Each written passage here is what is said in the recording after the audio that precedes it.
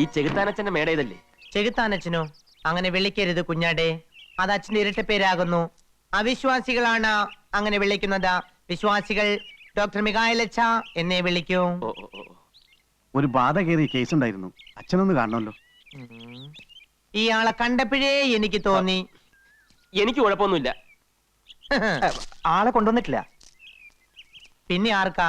എല്ലാം മിഖായലച്ചനോട് ഞങ്ങൾ പറഞ്ഞോളാം. ഓ, കയറി വരൂ കുഞ്ഞാടുകളെ. പിന്നെ ശ്വാസം.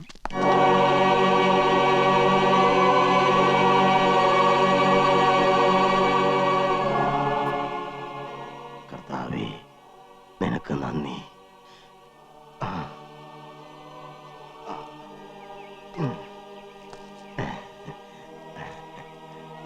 സംശയിച്ചതുപോലെ ആ പെൺകുട്ടി നിങ്ങളുടെ മകൾ ഡെയ്സി തന്നെ. വരൂ, ഇങ്ങോട്ടിരിക്കൂ.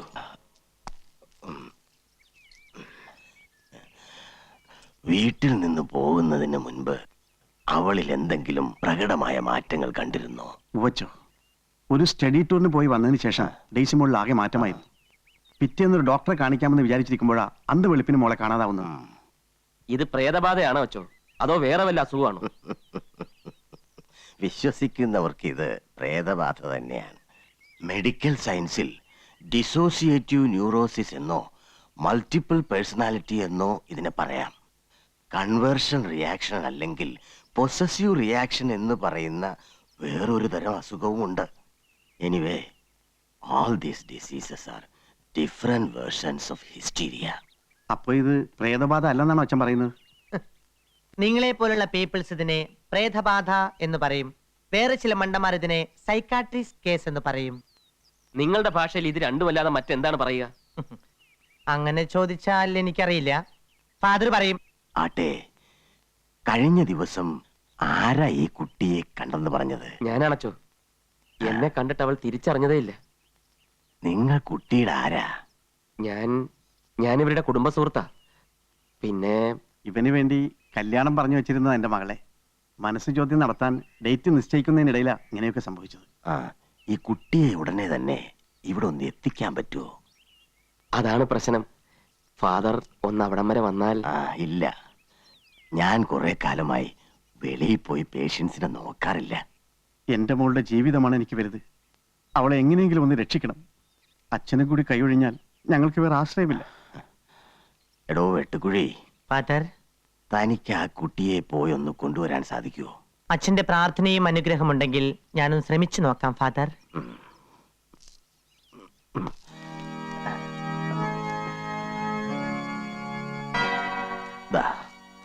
ഇത് കൈമാറാതെ വലതു കൈയിൽ തന്നെ സൂക്ഷിക്കണം.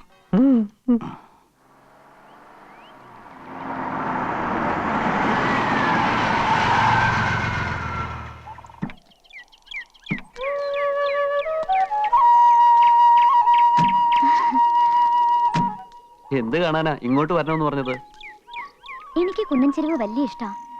നമുക്ക് കുന്നിന്റെ നെറുകിൽ ചെല്ലാം. എന്തിനാ? അവിടെ നിന്നാ സ്വർഗം വളരെ അടുത്ത് കാണാം. എനിക്ക് ഈ സ്വർഗമൊന്നും കാണണ്ട. പിന്നെ ഏത് സ്വർഗം സാറിന് കാണേണ്ടത്? എന്നെ സ്വർഗം കാണിക്കണമെങ്കിൽ മായ മനസ്സ് വെക്കണം. ഞാൻ മനസ്സ് വെച്ചിട്ട് എന്താ കാര്യം? ജപവും മന്ത്രവും ബ്രഹ്മചര്യൊക്കെ നടക്കുന്ന അന്ധവിശ്വാസികളുടെ കൂട്ടത്തിലല്ലേ ഉണ്ണിയും? എനിക്ക് അന്ധവിശ്വാസമൊന്നുമില്ല. മുത്തശ്ശിയെ പേടിയാണുള്ളത് സത്യം. അതുകൊണ്ട് മുത്തശ്ശി കൊടുത്ത് വാക്ക് പാലിക്കുന്നു. അതല്ല, ഉണ്ണിയുടെ കയ്യിലുണ്ടല്ലോ ഒരു ഏലസ്. ഓ, ഇതോ? വിശ്വാസം ഉണ്ടായിട്ടൊന്നുമല്ല, മറ്റുള്ളവരുടെ സമാധാനത്തിന് വേണ്ടിയാ. ഓ, വലിയ ധൈര്യശാലി. ഗമ പറയാൻ ആർക്കാ വയ്യാത്ത? ഗമ പറഞ്ഞതല്ല, സത്യം. കയ്യിലെ ഏലസ് കണ്ടില്ലെങ്കിൽ മുത്തശ്ശി വഴക്ക് പറയലോ എന്ന് ഓർത്ത് കെട്ടുന്നതാ. അങ്ങനെയാണെങ്കിൽ ഇപ്പൊ അതങ്ങ് അഴിച്ചു കളഞ്ഞേ. ഇവിടെ മുത്തശ്ശി ഇല്ലല്ലോ. അഴിച്ചു കളഞ്ഞാൽ എന്റെ ഭർത്താവ് ധൈര്യമുള്ള ഒരു ആൺകുട്ടിയാണെന്ന് ഞാൻ സമ്മതിക്കാം. അത് മാത്രം പോരാ, പിന്നെ ഈ കവളിൽ ചൂടുള്ളൊരു സമ്മാനം കൂടി തരുമോ?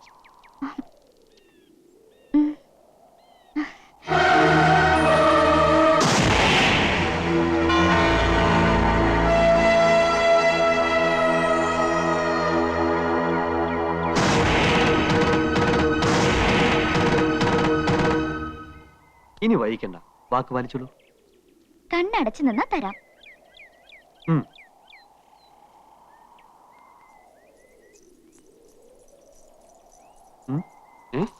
മായേ, ദേ അവിടെ നിൽക്കാൻ. വാക്ക് പാലിക്കണം കേട്ടോ. മോളിൽ വന്നാ വാക്ക് പാലിക്കാം. മായ, അവിടെ നിൽക്കാൻ. മായേ,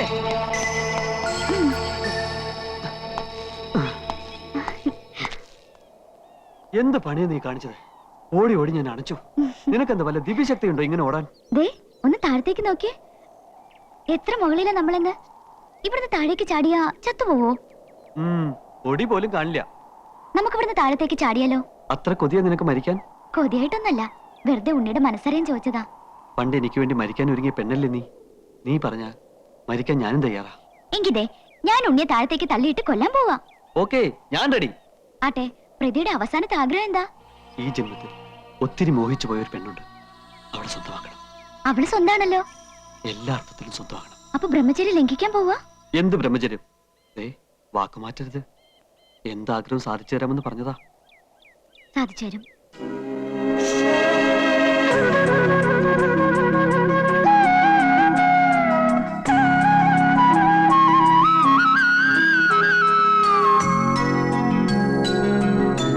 ഇപ്പൊ എന്റെ ഉണ്ണിക്ക് സന്തോഷായോ? ഉണ്ണി, ഇപ്പൊ എന്റെ ഉണ്ണിക്ക് സന്തോഷായോന്ന്? ഒത്തിരി ഒത്തിരി. മായക്കോ? എനിക്കും.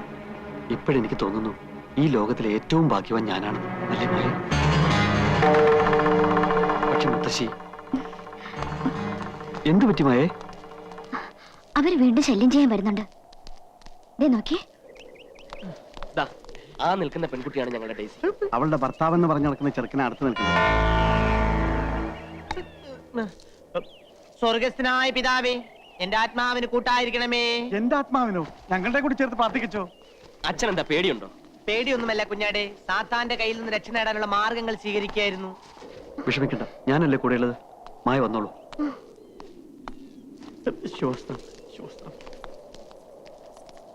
എന്താ തന്റെ ഉദ്ദേശം? ഞങ്ങൾ ജീവിക്കാൻ സമ്മതിക്കില്ലേ? ഡേസി മോളെ, ഞാൻ ഡേസി ഒന്നുമല്ല, എന്റെ പേര് മായന്നാ. കേട്ടല്ലോ, ഇനിങ്ങനെ പോയിക്കൂടെ? അസുഖമുള്ള കുട്ടിയാ, അവൾ അങ്ങനെ പറയൂ. അസുഖം എനിക്കല്ല, തനിക്കാ. ഉണ്ണി വാ, നമുക്ക് പോവാം. കുഞ്ഞാടെ, നീ സാത്താന്റെ പിടിയിൽ പെട്ടിരിക്കുകയാണ്. നിന്നെ ഞാൻ രക്ഷപ്പെടുത്താം. താന്ന് പോടോ. വാ മോളെ, നമുക്ക് വീട്ടിലോട്ട് പോവാം. അച്ചോ, പിതാവേ, മോളെ.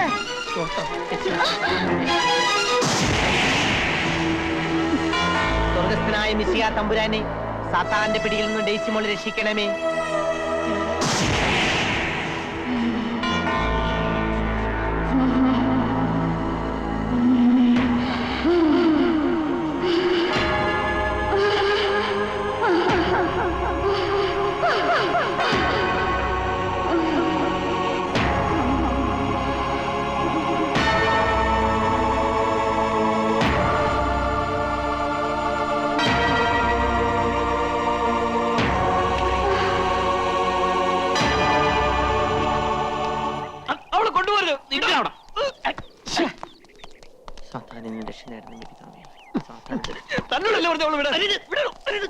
പിതാവേ, എന്റെ കൊഞ്ചും കുരിശും.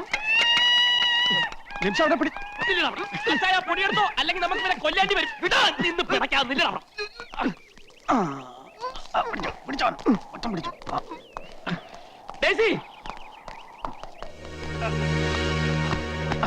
അവിടെ കിടത്തി.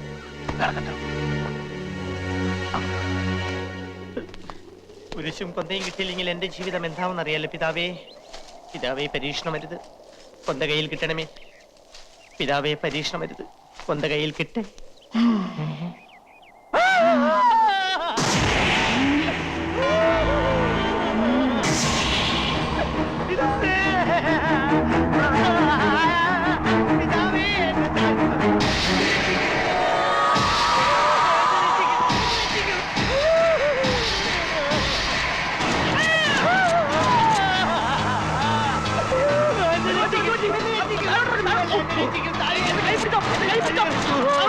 ഞാനിപ്പോൾ പറന്നു പോയേനെ കുഞ്ഞാടേ. ഡേസി വിളിച്ചോ? ഡേസിയോ? അത് ഡേസി അല്ലേ, യേശിയാണ്. എന്നോടൊന്നും ചോദിക്കരുത്. നമുക്ക് പോകാം. കണ്ടീഷൻ വളരെ മോശമാണ്. മുറിക്ക് പിടിച്ചു നിന്നോ കുഞ്ഞാടേ, ഇല്ലെങ്കിൽ തെറിച്ചു പോകാം.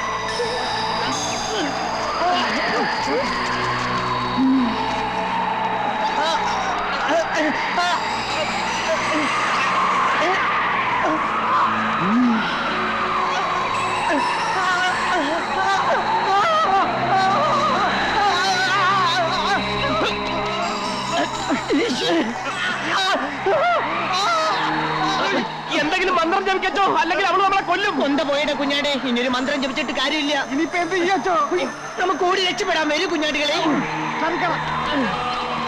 അയ്യോ എന്റെ ഭർത്താവാച്ചൻ. താഴെ ഇറങ്ങടാ, താഴെ ഇറങ്ങാനും പറഞ്ഞേ, താഴെ ഇറങ്ങാൻ.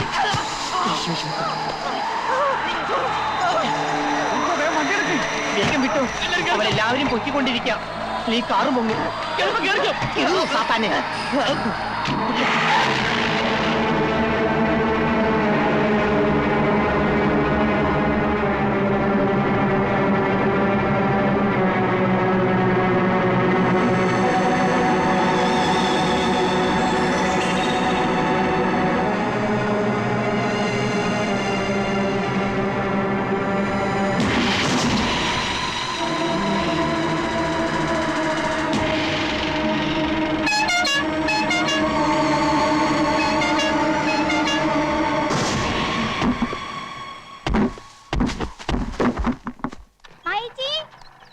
ഗായത്രി പോയിക്കോളൂ, ഞാൻ ഉണ്ണിട്ട് വന്നോളാം.